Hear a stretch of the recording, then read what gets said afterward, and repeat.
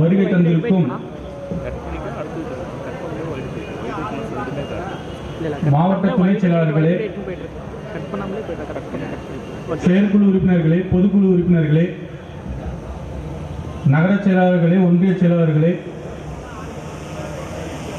அணிகளின் அமைப்பாளர்களே, துணை அமைப்பாளர்களே,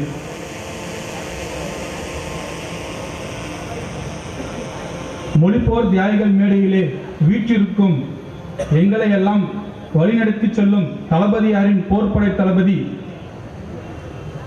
மதிப்பிற்குரிய மாவட்ட செயலாளர் அண்ணா அவர்களுக்கும், மாவட்ட அவைத்தலைவர் அண்ணா அவர்களுக்கும்,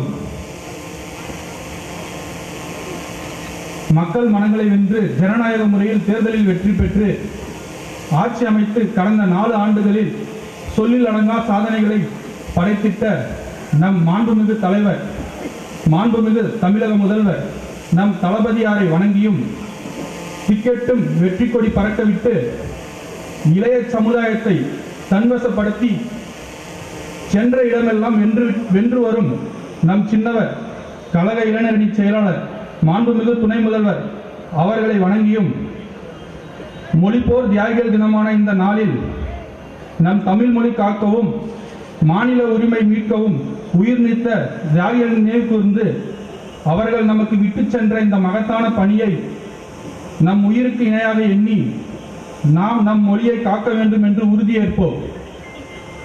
1937ஆம் ஆண்டு தேர்தலில் வென்று ஆட்சி அமைத்த காங்கிரஸ் கட்சியின் முதல்வர் ராஜாஜி அவர்கள் முதல் முறையாக இந்தியை கட்டாய பாடம் என அறிவிக்கவே வெகுண்டு எழுந்த நம் தந்தை பெரியார் அவர்கள் மாநிலமே அதிரும் வண்ணம் போர்க்குரல் எழுப்பி பேரணி நடத்தினார். தாளமுத்து, நடராசன் ஆகியோர் சிறையிலே பெரியாருக்கு சிறை தண்டனை விதிக்கப்பட்டது.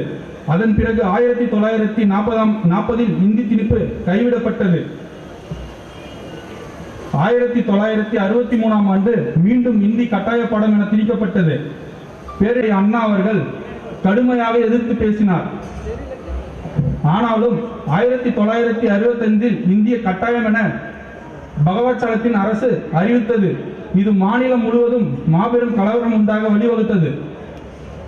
திராவிட முன்னேற்ற கழகம் தன் தொண்டர்கள் மற்றும் மக்களை திரண்டி மாபெரும் போராட்டம் மற்றும் பேரணி என நடத்தி இந்தி மொழியில் இருந்து விலக்கு பெற்றது. கலைஞர் தனக்கே உரிய கவிதை நடையில் ஓடி வந்த இந்தி பெண்ணே கேள், நீ தேடி வந்த கோலையுள்ள நாடு இது அல்லவே என்று எழுதினார். இப்படியாக நம் முன்னோர்கள் உயிர் நீத்து காப்பாற்றிய நம் மொழியை நம் உயிருக்கு நிகராக தமிழ் மொழியை காப்பதும் அதை அடுத்த தலைமுறைக்கு கடத்துவதும் நம் தலையாய கடமை என கூறி உங்களிடமிருந்து விடை பெறுகிறேன். நன்றி, வணக்கம்.